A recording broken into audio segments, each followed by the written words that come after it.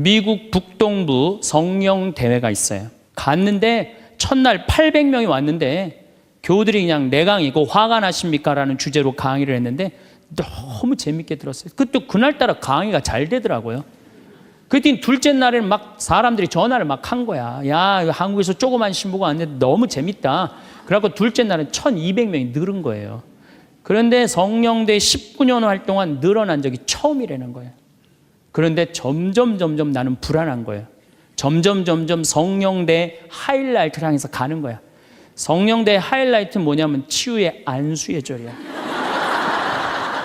점점 불안한 거야, 이거. 아니, 내 손에서는 아무것도 안 나오는데 이제 아무 능력 없는 거 탈로가 나게 생긴 거야.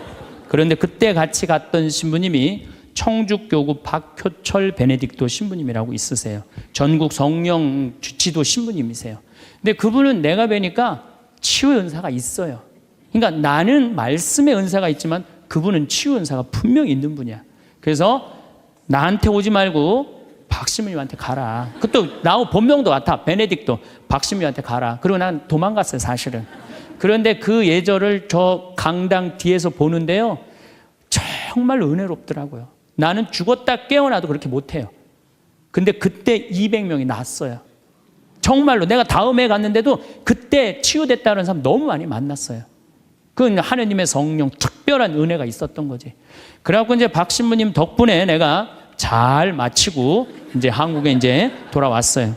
2010년이 됐는데 미국 북동부 성령대에서 또 전화가 왔어요. 올해 또 와달라는 거예요. 내가 화를 냈어요. 왜 자꾸 날 부르느냐. 그거 부담스럽거든요. 그거 굉장히 큰 대회니까. 아니, 내 손에서 아무것도 안 나온다는데 왜 자꾸 부르느냐. 좀 이 손에서 능력 나오는 신부님들 불러라. 그랬더니 그 교우들이 위원들이 하는 말이 신부님 걱정하지 말라고. 신부님은 손에서 안 나오는 대신 입에서 나오니까 걱정하지 말라고.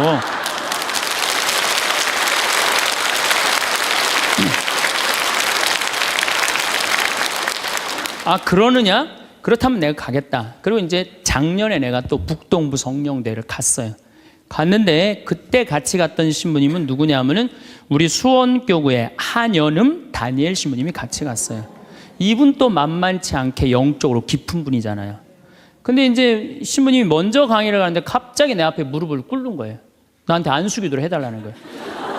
아니, 내가 새카만 후배고 정말 내가 존경하는 선배 신부님이에요. 근데 갑자기 무릎을 꿇더니 나한테 안수기도를 해달라는 거예요. 아니, 내가 교우도 안 해주는 판국에, 아니, 하느님하고 성모님한테 정말 완전히 미쳐갖고 오로지 기도만 하는 신부님, 그분 성소하고 성물도가 너덜너덜해요. 같이 들어. 내 성소도 깨끗하고 성물도도 깨끗한데 내 거는. 그래서 내가 신부님한테 그래서 신부님, 저한테 안수기도 받으실 필요 없으시다. 신부님 같이 이렇게 영적으로 깊으신 분이 나같이 이렇게 어린 후배 신부한테 뭐하러 받느냐. 그냥 들어가셔라.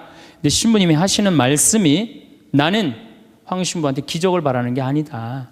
사제의 축복을 받고 싶다. 또 이게 또 어떻게 안 해줄 수가 있어? 그래서 그냥 떨리는 마음으로 신부님 머리에 손을 얹었어요.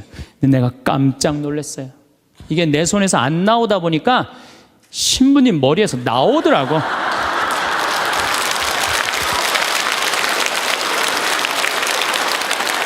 아니, 정말로 성령의 기운이 느껴지는 거예요. 정말로. 이야, 이러는 수도 있구나. 이게 내가 안 나오면 머리에서 나오는 수도 있구나. 하지만은 우리가 하느님을요, 골 아프면 골 고쳐주고, 머리 아프면 머리 고쳐주고, 무릎 아프면 무릎 고쳐주고, 허리 아프면 허리 고쳐주는 분이 아니에요. 하느님은요, 찬양 받으실 분이에요. 하느님은 영광 받으실 분이에요. 하느님 우리 심부름꾼 아니에요. 그것도 돈이나 많이 주면서 시키면 내가 몰라. 달랑 1,000원 주면서 뭘 그렇게 많이 시켜. 그러니까 자꾸 간구 기도를 하다 보면 어떤 유혹에 빠지느냐 하면은 여기가 아닌가 봐. 천군 보살한테 가는 거예요. 그래서 천주교 교우들이요, 전보로 많이 다니는 거예요. 그래서 제가 꼭 성령 기도에 가면은요, 제일 당황스러운 게 그거예요. 내가 성령 기도에 가면은 할머니들이 신부님 골이 아파요, 무릎이 아파요, 허리가 아파요, 안수기도 해달라는 거예요. 근데 저는 신부 될 때 이 제단에 엎드려서 하느님한테 2가지를 청했어요. 하나는 강론 잘하게 해달라고. 근데 정말 저는 누워서 그렇게 기도했어요. 왜 제가 그 기도를 청했느냐 하면은 저는 초등학교 때부터 발표 때마다 선생님이 제일 먼저 너 일어나서 발표하라고 그랬어요. 그리고 책 읽을 때도 항상 나보고 읽으라고 그랬어. 목소리가 좋으니까. 그러니까 내가 받은 달란트는 뭐야? 말하는 거, 말하는 거. 그리고 신부가 말씀 전하는 사람 아니에요. 그래서 강론 잘하게 해달라고 내가 정말로 엎드려서 간구했어요. 근데 뭐 1년에 300회, 내일도 여기 전주 중앙성당에 가서 강의하고 또 전주에 있는 중학교에 가서 그 학부형들하고 선생님들한테 강의해. 내일도 전부 단축 수업한대요. 그 선생님들도 강의 들으게 한다고 일반 학교에 가서 강의하는 거, 행복론에 대해서. 그러니까 1년에 한 300회 정도 초청 강연 다니니까 이거 소원 들어주셨어요. 난 너무너무 감사해요. 또 내가 글 잘 쓰게 해달라고. 이제까지 책 3권 썼는데 요즘 쓴 거 사는 맛, 사는 멋. 이거 정말로 많은 분들이 행복하다고 참 전화가 많이 와요. 독자들한테. 아니, 나 이 2가지 다 받았어요. 나는 더 이상 하느님한테 원하는 거 없어요. 하느님은요, 각자의 달란트가 다 달라요. 그리고 그냥 집 잘 짓는 신부님들, 또 우리 그냥 전 신부님, 내가 보기엔 사목 너무너무 잘하세요. 그러니까 그 감히 못하는 15년이 지나서 엄두도 못 냈던 저 땅을 사죠. 그러니까 아무나 사는 게 아니에요. 교우가 일치가 되기 때문에 그게 가능한 거죠. 그 다 달란트가 달라요. 근데 내가 받은 달란트는 강론 잘하고 글 잘 쓰는 거야. 나는 치유의 은사를 받지 않았어요. 근데 그냥 갈 때마다 그냥 내가 그냥 성령 기도에 갈 때마다 그냥 그것도 70, 80 그냥 아니 70, 80 썼으면요 골 아파요 당연히요. 아 무릎 아프고 허리 아파요 당연히. 아 그걸 그냥 와갖고 하느님이 그냥 신부님이 그냥 허리 아프니까 그냥 안수 좀 해달라고 그러면 그 나요 80년 동안 쓴 거를. 그럼 난 또 착하니까 해주긴 해줘요. 할머니 머리에 손을 얹고 아니 뭐 치유의 은사는 없으니까 머리에 손을 얹고 뭐라고 기도하냐면은 하느님 이 할머니 골이 아프답니다. 그래서 내가 눌러줘요. 그런데 저는 치유의 은사가 없는 게 확실해요. 우리 오홍진 신부님은 정말로 이 안수의 능력이 있으신 것 같아. 이쪽 쓰러진다, 이쪽 100명 막 쓰러지고 막 이쪽 쓰러진다. 2층 젊었을 땐 2층 쓰러져 2층 막 쓰러지고 그랬대요 정말로. 근데 나는 그렇게 20년 동안 안수 기도를 했는데 쓰러진 사람이 한 명도 없어요. 아이 정말이에요 정말. 쓰러진 사람 한 명도 없어요. 그리고 내가 안수 기도를 하면 누르면 내가 느껴요. 내 손에서 아무것도 안 나가는 게 느껴요. 누르고 있으면 뭐가 나와야지 눌러줄 거 아니에요. 뭐가 나와야지. 그래서 내가 3년 전부터 안수기도를 안 하는 거예요. 왜 안 하느냐면은 아무것도 안 나오는데 누르고 있는 나도 한심하고 또 아무것도 안 나오는데 머리 디미는 교우들도 불쌍하고. 그러니까 서로 편안하자 이거예요. 내가 내일 모레 대전 대화동 성당에 강의를 가는데 신부님이 너무 고맙더라고. 아주 목소리가 나 아직 얼굴을 못 뵀는데 신부님이 그러더라고. 저녁에 강의 끝나고 이제 여기는 내가 미사를 하고 강의를 시작했지만 거기는 강의가 끝나고 미사를 봉헌한대요. 그리고 안수기도가 있대요. 근데 신부님이 너무 고맙게 날 아시는 것 같아. 안수는 당신이 하겠다고. 고맙다고 그랬어요. 악마의 유혹에 빠지지 않으려면은 우리는 항상 기쁘게 살아야 돼요. 근데 기쁜 사람은 어떤 사람이 기쁘냐면 긍정적인 사람이 기뻐요. 또 어떤 사람이 기쁘냐 하면은 정말 마음을 욕심이 없는 사람이 기뻐요. 욕심이 꽉 차 있는 사람, 자식 출세하기를 바라는 사람, 돈을 많이 벌기를 바라는 사람, 그냥 높은 자리에 올라가기를 원하는 사람, 이런 욕심이 있는 사람들은요 기쁘지 않아요. 마음을 완전히 비우고 오늘 하루를 즐겁게 사는 사람. 여러분들 영어로 내가 좀 유식한 말을 영어로 선물이 뭐냐면은 프레젠트예요. 근데 오늘이라는 뜻도 영어로 프레젠트예요. 오늘은 하느님이 주신 선물이에요. 오늘은 과거 지나간 과거 여러분들 묻지 마세요. 아무리 과거를 돌이키려고 해도 과거는 돌이킬 수가 없는 거예요. 과거에 연연하는 사람들 우울증에 걸려요. 그 다음에 미래에 대해서 미리 걱정하지 마세요. 여러분들이 아무리 걱정해봤자 여러분들이 걱정하는 게 95%는 일어나지 않을 거래요. 전혀 일어나지 않을 것에 쓸데없는 걱정을 하고 있는 거야. 제일 중요한 건 오늘을 즐겁게 사는 거야. 밥 3끼 먹고 눈 콧구멍 2개 있는 게 얼마나 여러분들 감사한 줄 아세요? 콧구멍이 얼마나 2개 있는 게 감사하냐면은, 눈 2개 있는 것도 감사하지만 콧구멍 2개 있는 게 얼마나 감사하냐면은, 이 콧구멍이요, 숨을요, 이 냄새를 맡는데요, 한쪽만 4시간을 맡는 거예요. 그리고 4시간이 딱 지나고 나면 한쪽이 교대를 해요. 반대쪽이 냄새를 맡는 거예요. 만약에 김치찌개 동시에 2 콧구멍으로 다 맡으면 기절해. 그러니까 여러분이 콧구멍 2개 있는 것만 해도 얼마나 감사한 건지 몰라요. 지금 여기 손가락 10개, 발가락 10개 가지고 콧구멍 2개, 눈 2개 갖고 오신 분들은요, 무조건 기쁘게 살아야 된 의무가 있는 분들이에요. 하나님이 다 주신 거예요. 자, 그리고 난 다음에 우리가 유혹에 빠지지 말려면 끊임없이 기도해야 돼. 하느님께서 우리 이제까지 살아오면서 여러분들 은총 너무 많이 주셨어요. 은혜 너무 많이 주셨어요. 그렇기 때문에 우리는 어떻게 살아야 돼? 그 은혜를 계속 기억하면서 감사기도, 끊임없이 기도해야 돼. 근데 이 기도는 간구기도를 하면 안 돼요. 감사기도를 해야 돼요. 일단 찬양기도, 감사기도 하는 교우들은요, 하나님 의심하지 않아요. 그리고 얼마나 은혜로워요. 여러분들 이 공기 공짜로 마시고, 태양 공짜로 햇빛 쬐고, 이 땅 공짜로 밟고 다니고, 얼마나 감사해. 눈 2개, 콧구멍 2개, 손가락 10개, 발가락 10개 있으면 됐지. 주님께서 여러분과 함께 마음을 드높이 우리 주 하나님께 감사합시다. 말로는 맨날 마땅하고 옳은 일이래. 말로는 감사기도를 해야 된다는 거예요. 미사 내용 전체가 뭐냐면 감사기도예요. 감사기도.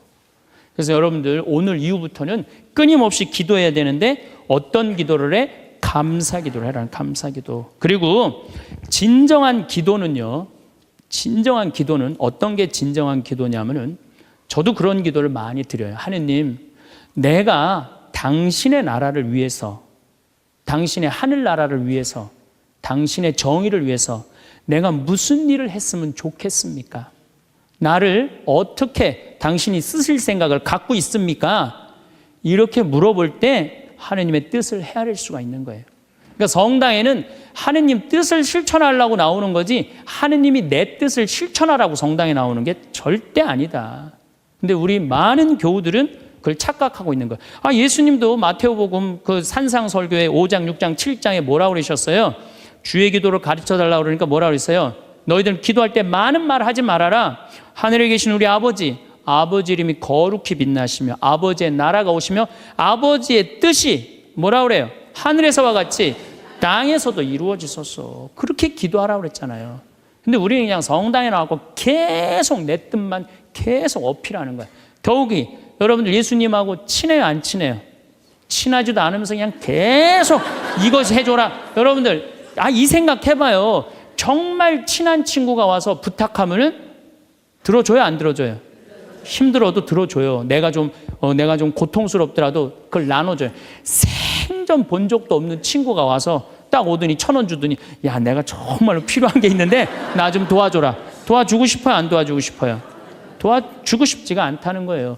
그래서 여러분들 기도는 뭐냐면 일단은 예수님하고 친구 되기 위해 하는 거예요. 예수님하고 대화하는 거예요.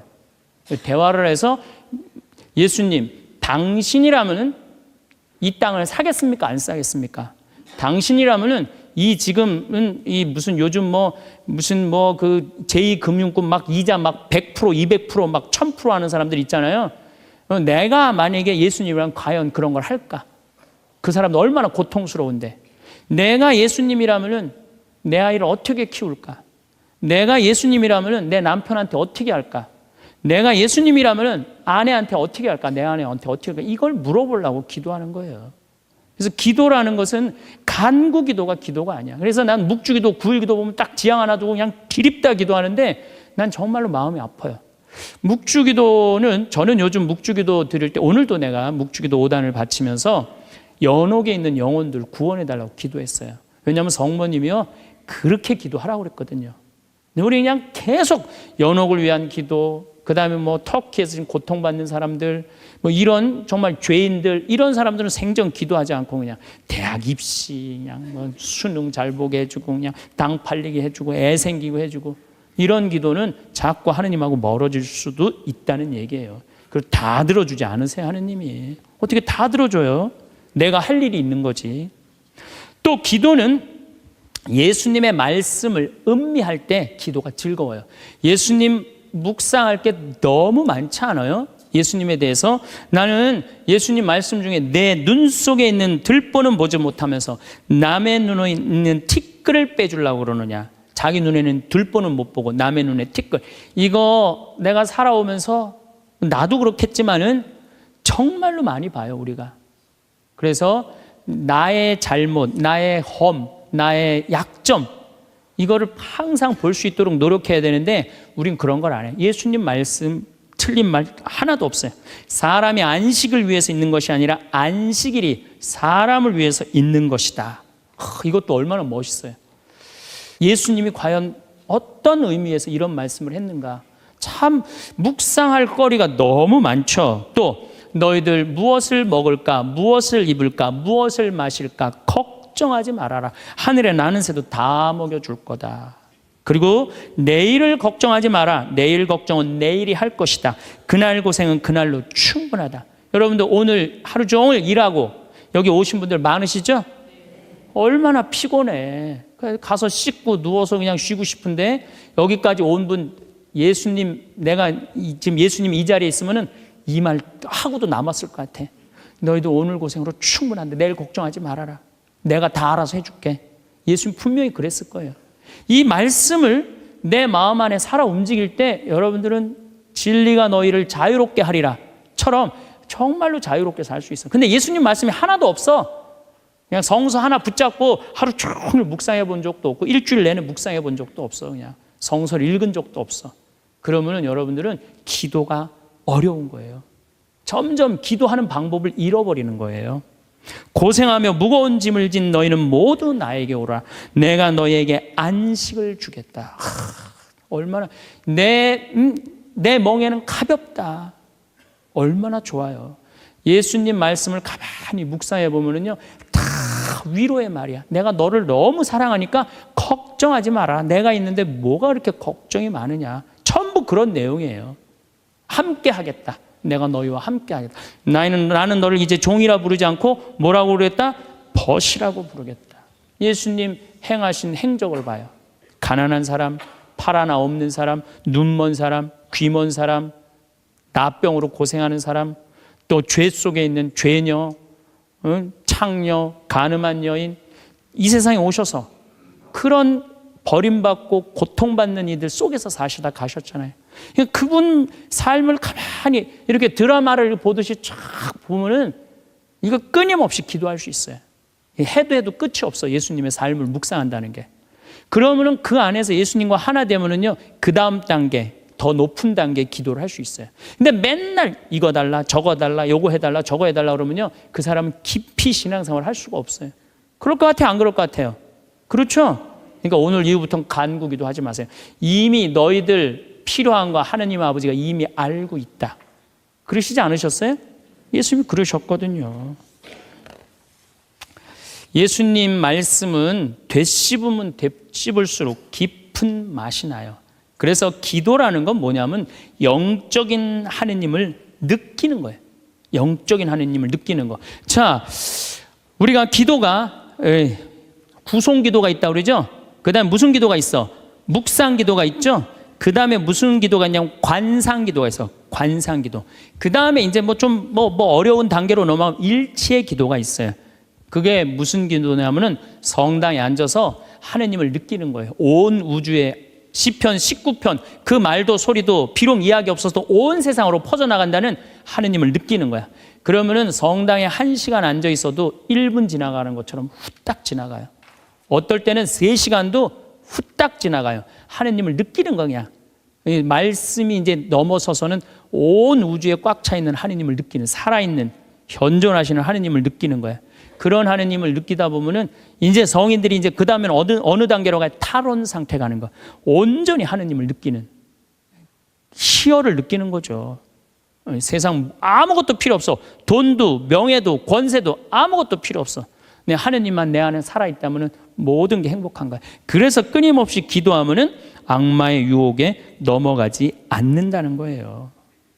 그래서 여러분들은 이제 제가 제일 걱정인 게 50살 되신 분들 60년 남았어요. 아니 어제 발표 나왔잖아요. 2040년에 평균 연령이 몇 세라고?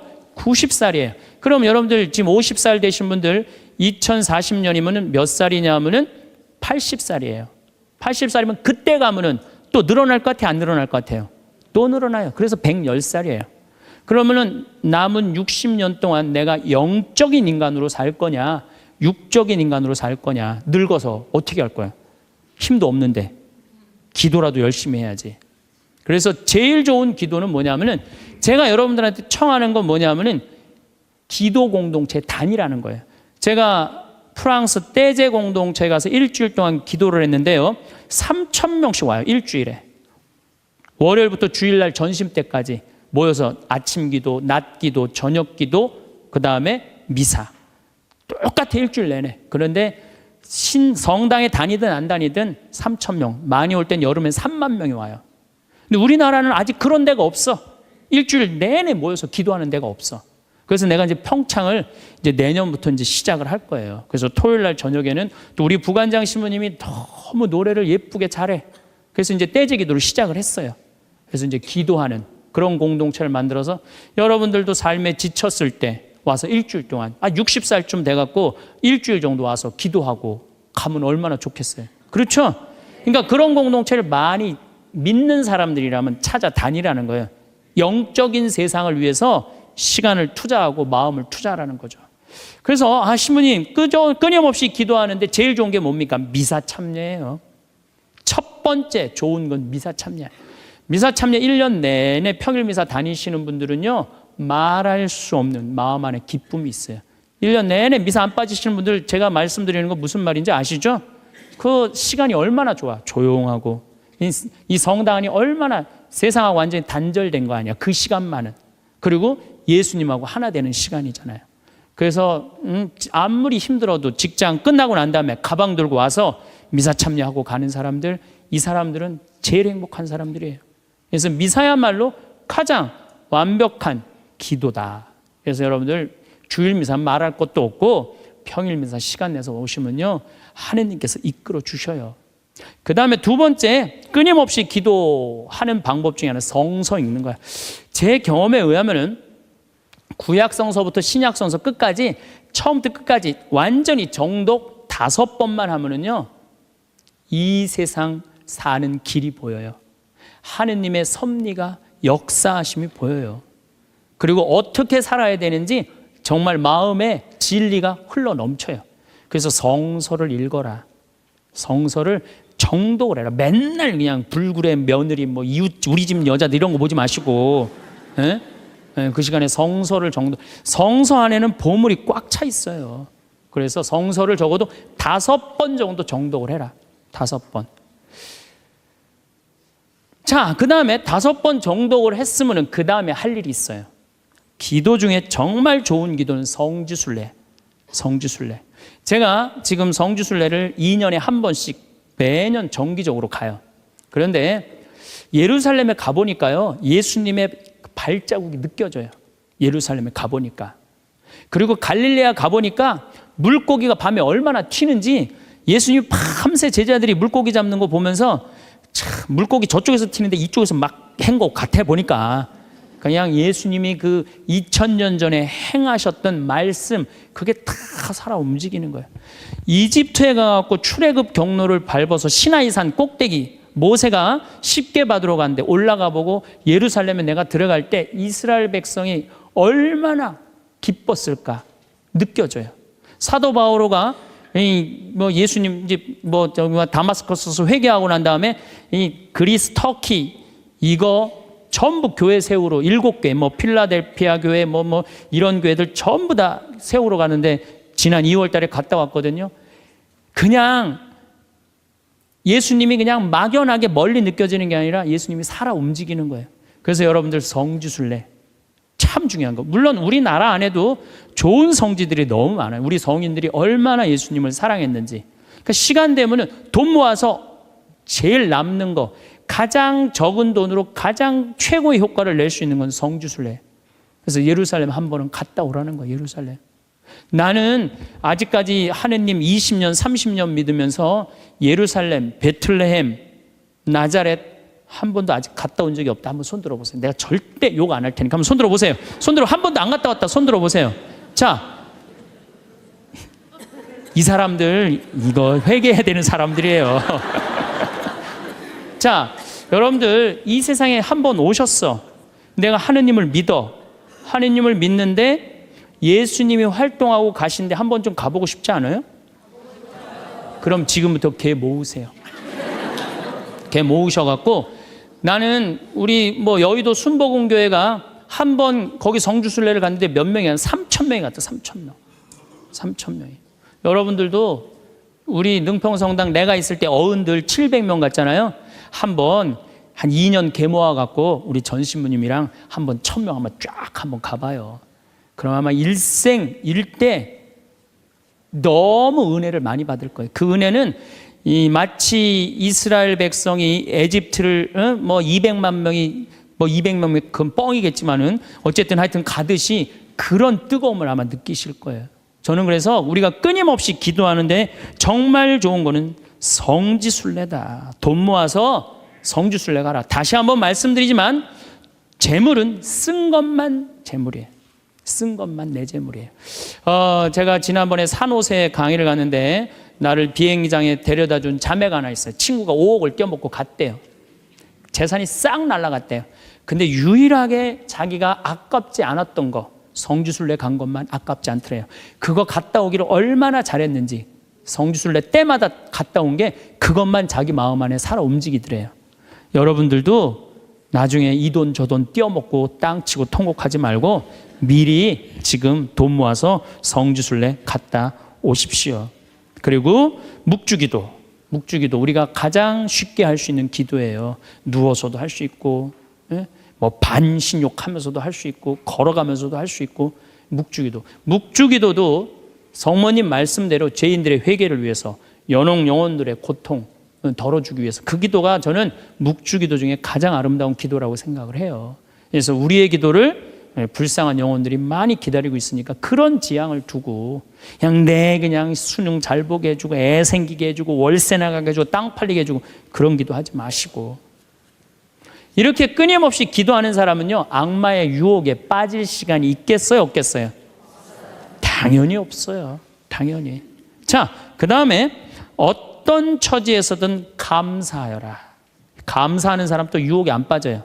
여러분들 북한에서 안 태어나고 남한에서 태어난 거 감사해요 안 감사해요? 북한은요 정말로 굶어 죽어요. 굶어 죽어요. 평양 근교만 빼놓고 나머지는 다 굶어 죽는다고 보시면 돼요. 이제 겨울이 시작되면은요 이 사람들 뗄감이 없어요. 석유 석탄이 없기 때문에. 그래서 산에 나무 잘라다가 또 해요. 그리고 어떤 집은 작년에는요 그 뗄감조차도 없어서 밥도 못 해갖고 그대로 얼어 죽은 사람들도 많다는 거예요. 근데 우리는 얼마나 잘 먹고 잘 살아요. 감사해요 안 감사해요? 감사해요. 여러분들 후쿠시마에서 안 태어나고 대한민국에서 태어난 거 감사해 안 감사해? 이거 여러분들 깊이 묵상해야 돼요. 왜냐하면 일본은 1년에 지진이 5,000번 일어나요. 5,000번. 하루에 15번 일어나요. 더 놀라운 거는 이번 12월 1월 달에 지진이 또 일어난다는 게 지금 감지가 된다는 거예요. 일어날지 안 일어날지 모르겠지만은 일본 사람들은요 너무 불안한 거예요. 근데 우리나라는 지진이 1년에 몇 번 일어나는 줄 아세요? 15번 정도 일어나요. 근데 이 중에 지진의 강도가 2.7에서 3.2예요. 보통 일어나는지 안 일어나는지도 모를 정도예요. 근데 일본은 막 일어나면 4.0만 넘어가면요 정말 천둥 소리 얼마나 불안한지 몰라요. 나는 그걸 경험을 했어요. 지진이라는 게 무시무시해요. 근데 우리는 아무런 그런 게 없이 살잖아요. 이번에 이 터키 지진 일어났죠? 지진 일어났는데 여진이라고 그래요. 한 번 꽝 하고 난 다음에 계속 흔들리는 게 1,500번 일어나는 거. 1,500번. 근데 우리는 얼마나 행복한 나라에서 살아. 그런데 왜 자살률이 세계 1위냔 말이야. 국민들이 욕심이 많아서. 욕심이. 이유는 딱 한 가지예요. 욕심이 너무 많아요. 대한민국 사람들 이 정도면 잘 사는데 왜 이렇게 욕심이 많은지 모르겠어요. 여러분들 그 한국처럼 잘 먹고 잘 사는 나라가 없어요. 여러분들 이탈리아라는 나라 잘 살아 못 살아요? 잘 살죠? 그런데 이탈리아가 우리나라가 경제력은 세계 13위지만은 소비 지수는 7위예요. 7위. 정말 잘 먹고 잘 사는 나라가 우리예요. 내가 뭐 예전에 방송에도 한번 말씀드렸지만 우리나라 갈비집에 가보면요 진짜 잘 먹어요. 갈비 막 먹으러 가면은요 막 이렇게 한 상 반찬 나와요. 그냥 그 계란찜, 그 다음에 무슨 뭐 단호박 삶은 거, 메추리알, 뭐 그 다음에 무슨 뭐 사라다, 무슨 야채 사라다, 국물 김치, 뭐 별게 다 나와요. 그 다음에 파랑 국수 말아서 나와요. 그리고 4명이 하면 4인분 시켜요. 4인분 시키면 그냥 배가 빵빵해. 한국 사람들은 배 빵빵하면 안 돼. 갈비집에 가고 배 터질 때까지 먹어야 되냐. 2인분 더 시켜요. 더 시켜서 먹고 난 다음에 그래도 우린 분이 안 풀려. 그냥 아줌마가 하나 쓱 나와서 이렇게 물어봐요. 냉면을 먹을래? 된장찌개를 먹을래? 그냥 그거 먹고 커피 공짜로 먹는 나라가 어디 있어요. 잘 먹어요. 횟집도 마찬가지예요. 횟집도 일본에 가고 내가 회 정식 시켰는데 회가 딱 2점 나왔어요. 이게 맛백인가 보다 그러고 홀딱 먹었어요. 아무리 기다려도 회가 안 나와요. 왜 안 나오냐니까 그게 다라는 거예요. 우리나라는 횟집에 가면 뭐부터 나와요? 씻기다시 나오죠? 개불, 멍게, 해삼, 전복, 낙지, 꽁치 소금에 구운 거, 미역국, 조개탕, 별게 다 나와요. 그리고 그냥 또 회가 나오면 그냥 한 50점 나와요. 배는 꽉 찼는데 50점이 또 나와. 어떻게? 먹는 방법이 있어요. 상추에다가 회를 올려요. 그 다음에 마늘하고 고추하고 된장을 찍어갖고 상추를 동그랗게 말아요. 그 다음에 목구멍으로 밀어 넣는 거예요. 보면 계속 목구멍까지 찼어. 그래도 분이 안 풀려. 어떻게 하느냐면은 매운탕 또 시켜 밥 한 그릇 또 해갖고. 그런데도 왜 자살률이 세계 1위냔 말이에요. 욕심이 너무 많아서 그래요. 이 정도면 잘 살지 않아요? 이 정도면 잘 살지 않아요? 여러분들 우리 여기 할머니들 1959년에 우리나라가 UN 120개 국가 중에 GNP가 몇 위였느냐면 119위였어요. 1959년에. 꼴등이야, 꼴등. 그때는 정말로 똥구멍이 찢어지게 가난하게 살았어요. 똥구멍이. 다시 한번 똥구멍 찢어지는 거 얘기해 드릴게요. 9월에 추수하면 2월에 먹을 게 떨어져요. 보리는 5월에 피는데. 그러면 그냥 무슨 칡해서 먹고 쑥해서 먹고 그것도 안 되면 4월 달에 소나무 속껍질 벗겨요. 햇빛에 말려갖고 갈아갖고 쌀은 요만큼, 소나무 껍질은 이만큼. 그러니까 밥을 져서 먹으면 등짝에 붙었던 배가 쑥 나와요. 얼마나 좋아. 근데 문제는 이 섬유질은 소화가 안 돼요. 수분만 빠지고 다시 딱딱하게 대장에 가서 돌덩어리가 되는 거야. 똥을 넣으면 부드러운 똥이 나오는 게 아니야. 이 돌덩어리가 나오는 거야. 그러니까 이 돌덩어리를 빼내니 집집마다 뒷간에서 똥구멍 찢어지는 소리가 그냥 이 집 저 집에서 막 나는 거예요. 그게 1959년에 있었던 일이에요. 1959년. 그런데 불과 60년 만에 이렇게 잘 살 수가 없어요. 이렇게 잘 살 수가 없어요.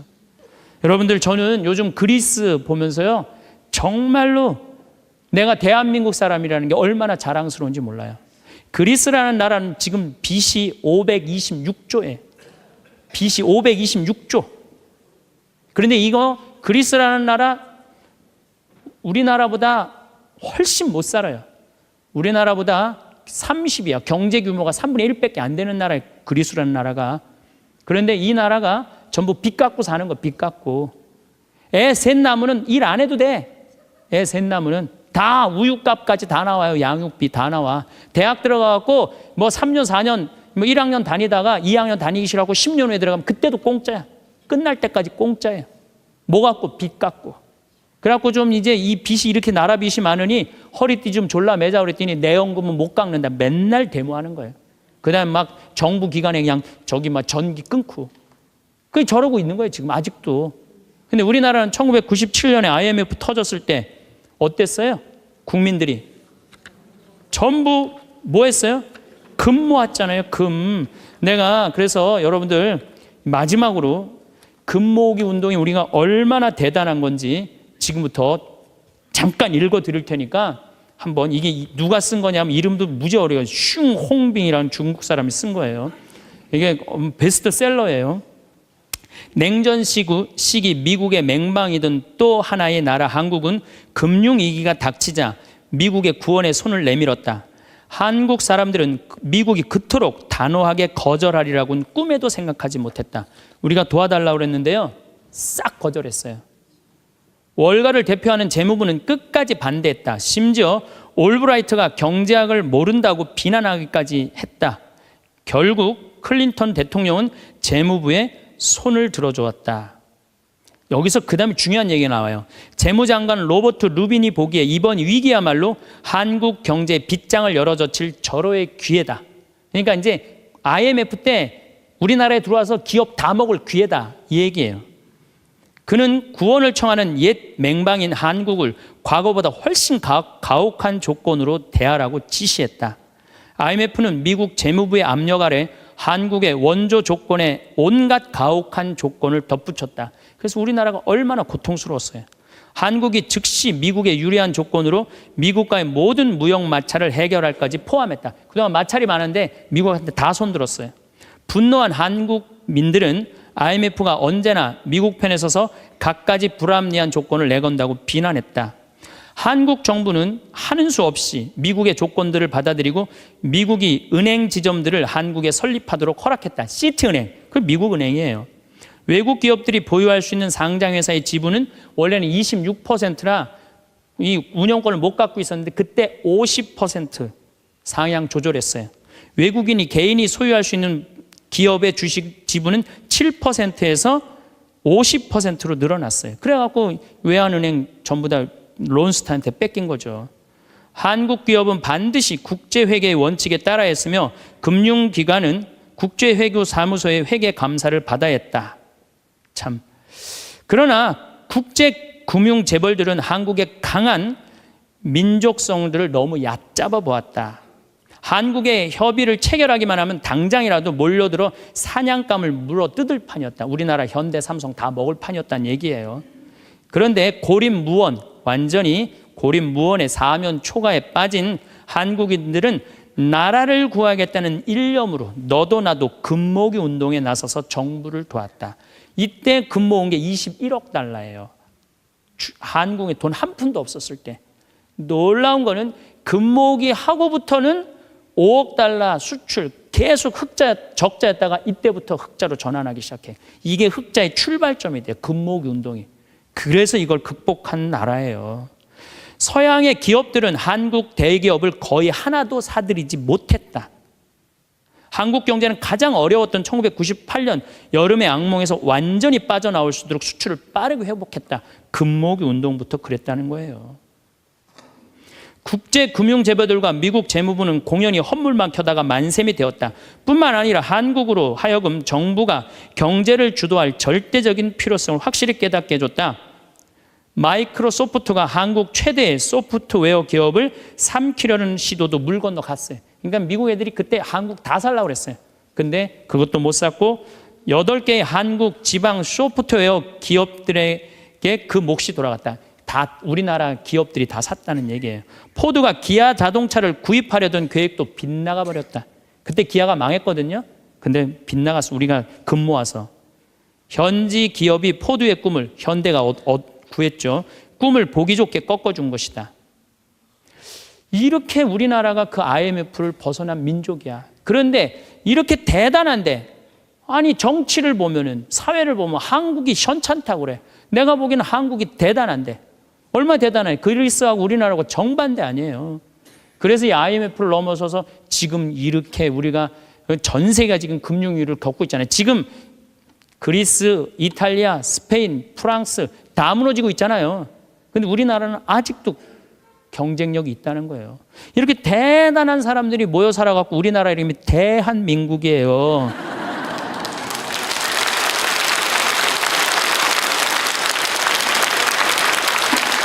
아니 그럼 이렇게 기가 막힌 나라에 살면서 국민들이 감사해야 될 거 아니야. 감사는 온데간데 없고 원망, 비난 맨날 이런 것만 있어요. 그러니까 국민들이 안 행복한 거야. 그래서 나는 사도 바오로가 항상 기뻐하여라.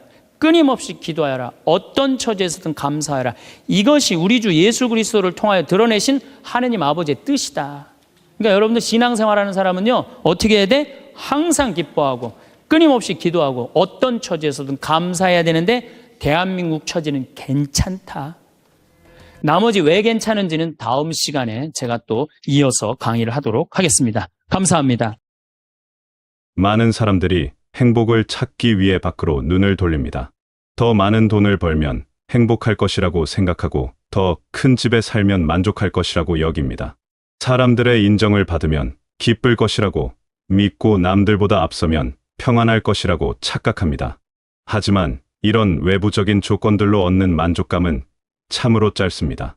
마치 사막의 신기루처럼 가까이 다가가면 사라져버리고 맙니다. 진정한 행복은 우리 마음 깊은 곳에서 샘솟듯 흘러나오는 것입니다. 그것은 무엇을 소유했느냐가 아니라 어떤 마음으로 살아가느냐에 달려 있습니다.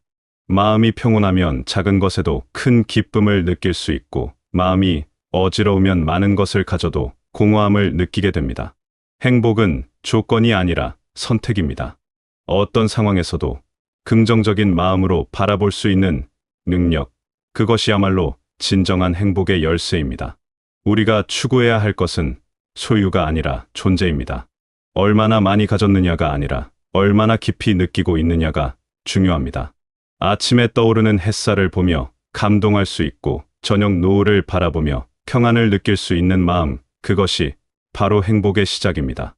외부의 조건이 바뀌어도 흔들리지 않는 내면의 평안, 그것이야말로 우리가 찾아야 할 진정한 보물입니다.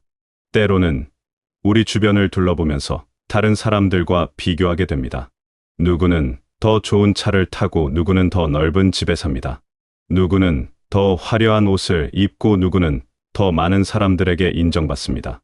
하지만 이런 비교는 마음의 독이 됩니다. 항상 나보다 더 많이 가진 사람이 있고 항상 나보다 더 높은 곳에 있는 사람이 있기 때문입니다. 비교의 늪에 빠지면 영원히 만족할 수 없게 됩니다. 반면 내면의 평안을 찾은 사람은 남과 비교하지 않습니다. 자신만의 속도로 걸어가고 자신만의 방식으로 기쁨을 찾습니다. 다른 사람의 성공을 시기하지 않고 오히려 축하해 줄 수 있는 마음의 여유가 생깁니다.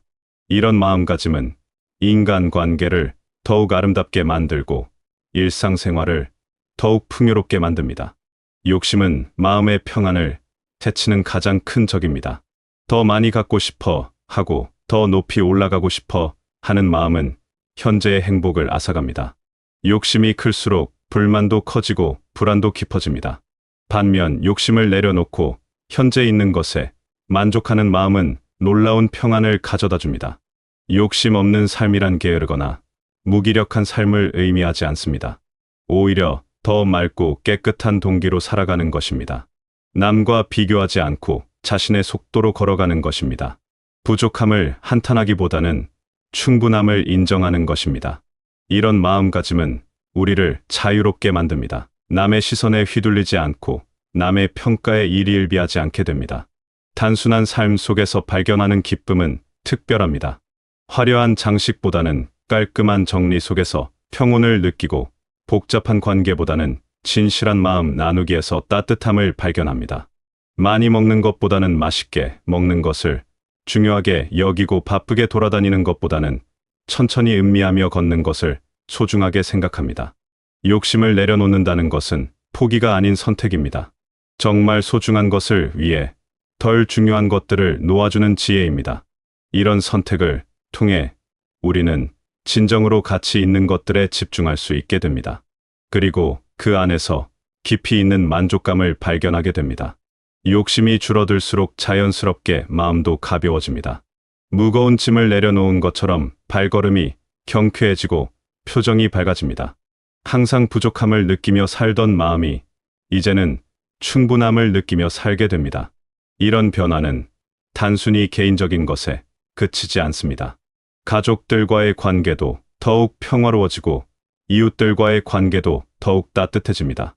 물질적인 풍요가 반드시 마음의 풍요를 가져다 주지는 않습니다.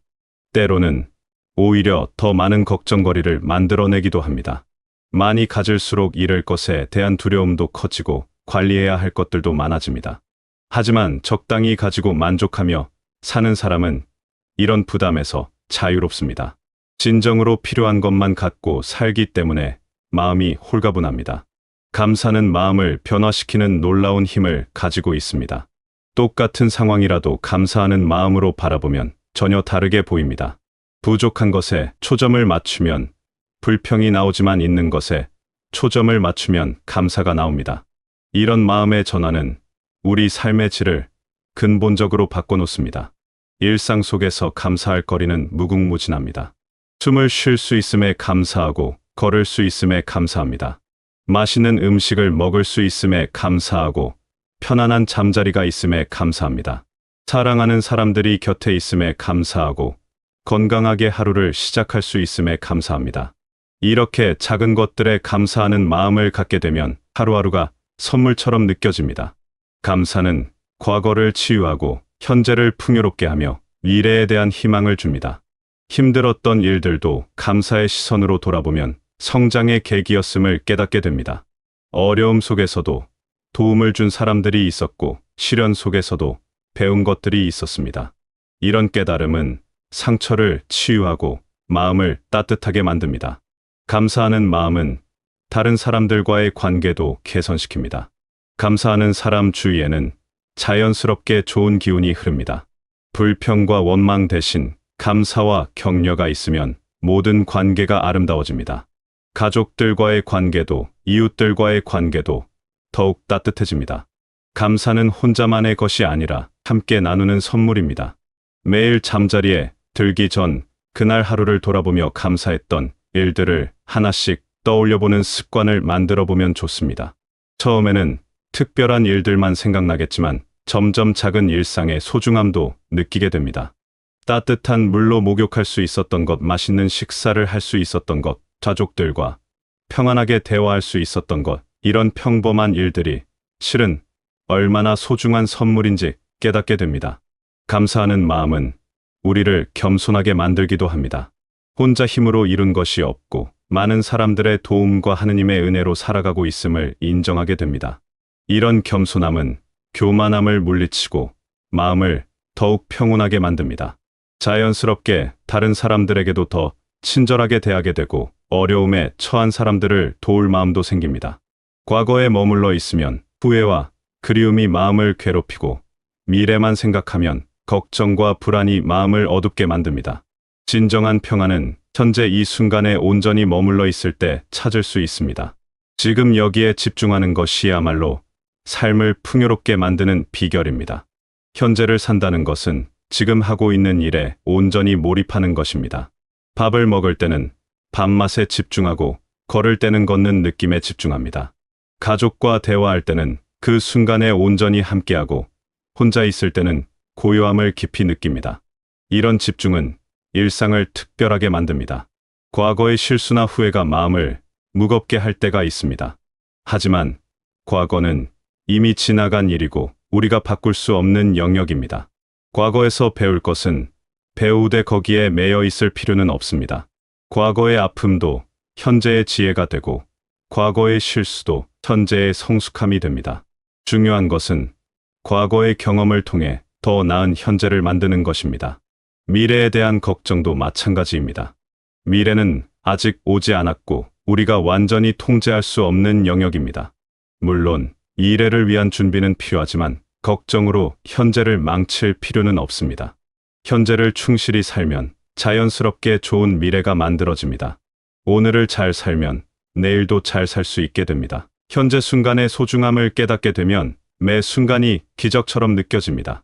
바람이 불어오는 것도, 새가 지저귀는 것도 모든 것이 새롭고 아름답게 보입니다. 이런 깨어있는 의식으로 살 때 삶은 단순한 시간의 흐름이 아니라 의미 있는 순간들의 연속이 됩니다. 현재에 집중하는 연습을 해보면 좋습니다. 하루 중 몇 분이라도 조용히 앉아서 호흡에만 집중해보는 시간을 갖거나 산책을 하면서 발바닥에 느껴지는 감각에 집중해보는 것입니다. 이런 작은 연습들이 쌓이면 점점 현재 순간에 머무르는 능력이 길러집니다. 마음이 과거나 미래로 떠날 때마다 다시 현재로 돌아오는 습관을 만들어가는 것입니다. 현재를 충실히 살아가는 사람은 시간의 주인이 됩니다. 과거에 얽매이거나 미래에 휩쓸리지 않고 자신의 리듬으로 살아갑니다. 급하게 서두르지도 않고 늘어지게 지내지도 않습니다. 각 순간을 소중히 여기며 의미 있게 채워나갑니다. 이런 삶은 자연스럽게 평온함과 만족감을 가져다 줍니다. 이 인생을 살다 보면 다양한 유혹과 어려움을 만나게 됩니다. 때로는 마음이 흔들리고 때로는 길을 잃은 것 같기도 합니다. 이럴 때 우리를 지켜주는 것은 바로 내면의 기쁨입니다. 마음속에 기쁨이 있으면 어떤 유혹도 이겨낼 수 있고 어떤 어려움도 극복할 수 있습니다. 기쁨은 단순한 즐거움과는 다릅니다. 즐거움은 외부 조건에 따라왔다가 사라지지만 기쁨은 마음 깊은 곳에서 샘솟는 평안입니다. 이런 기쁨은 어떤 상황에서도 우리를 든든히 지켜줍니다. 슬플 때도 기쁨이 있으면 절망하지 않고 어려울 때도 기쁨이 있으면 포기하지 않습니다. 하느님과의 관계는 이런 기쁨의 가장 깊은 원천입니다. 매일 조용한 시간을 갖고 기도하며 하느님의 말씀을 묵상하는 것은 마음에 평안을 가져다 줍니다. 성경 말씀은 우리의 마음을 위로하고 격려합니다. 하느님의 사랑을 느낄 때 우리는 진정한 안정감을 경험합니다. 세상이 흔들려도 하느님 안에서는 평안합니다. 감사 기도는 특별한 힘이 있습니다. 하루를 마무리하며 그날 주어진 은혜들을 하나하나 기억하고 감사드리는 시간은 마음을 따뜻하게 만듭니다. 작은 것부터 큰 것까지 모든 것이 하느님의 선물임을 깨달을 때 감사의 마음이 저절로 솟아납니다. 이런 감사는 다음 날을 더욱 기대하게 만들고 삶에 대한 긍정적인 시각을 키워줍니다. 미사에 참여하고 성체를 받아 모시는 것도 큰 위로가 됩니다. 공동체와 함께 기도하고 찬송하는 가운데서 혼자가 아님을 느끼게 됩니다. 하느님의 현존을 체험하며 마음의 평안을 얻습니다. 성체를 통해 예수님과 하나됨을 느낄 때 세상 어떤 것도 우리를 하느님의 사랑에서 떼어놓을 수 없음을 확신하게 됩니다. 이런 영적인 기쁨은 일상생활에도 큰 영향을 미칩니다. 하느님의 사랑을 받는 존재라는 확신은 우리에게 참된 자존감을 줍니다. 남과 비교할 필요도 없고 남의 인정을 구할 필요도 없습니다. 하느님이 우리를 사랑하신다는 그 사실만으로도 충분히 소중한 존재입니다. 이런 확신이 있을 때 우리는 다른 사람들도 하느님의 사랑받는 자녀로 바라볼 수 있게 됩니다. 기쁨이 있는 사람은 다른 사람들에게도 기쁨을 전해줍니다. 밝은 미소 따뜻한 말 한마디가 다른 사람의 하루를 변화시킬 수 있습니다. 우리가 받은 사랑을 나누고 우리가 경험한 기쁨을 전할 때 세상은 조금씩 더 아름다워집니다. 이것이 바로 그리스도인으로서 살아가는 방식입니다. 매일 아침 일어나면서 하루를 하느님께 봉헌하는 기도를 드리고 저녁에는 하루 동안의 은혜에 감사하는 기도를 드리는 습관을 만들면 좋습니다. 이런 작은 실천들이 쌓여서 우리 삶 전체를 하느님 중심으로 바꿔놓습니다. 어려운 일이 생겨도 혼자가 아니라 하느님과 함께라는 믿음이 있으면 두려워하지 않게 됩니다. 성모님께 대한 신심도 큰 도움이 됩니다. 성모님은 우리의 어머니로서 항상 우리를 돌봐주시고 예수님께 이끌어 주십니다. 묵주기도를 바치면서 성모님과 함께 예수님의 생애를 묵상하는 것은 마음에 평안을 가져다 줍니다. 성모님의 순종과 믿음을 본받아 우리도 하느님의 뜻에 따라 살아가려고 노력할 때 진정한 자유와 기쁨을 얻게 됩니다. 여러분의 마음속에는 이미 행복의 씨앗이 심어져 있습니다. 외부의 조건이 바뀌기를 기다리지 마시고 지금 여기서 그 씨앗에 물을 주시기 바랍니다. 감사하는 마음으로 하루를 시작하고 기쁨으로 하루를 마무리하시기 바랍니다. 하느님의 사랑 안에서 진정한 평안을 누리시고 그 평안을 주변 사람들과 나누시기 바랍니다. 작은 것에도 감사하고 현재 순간에 충실하며 욕심 없이 담담하게 살아가시기 바랍니다. 여러분 모두가 내면에서 피어나는 진정한 기쁨을 경험하시고 그 기쁨 속에서 더욱 풍성하고 의미 있는 삶을 살아가시길 바라겠습니다.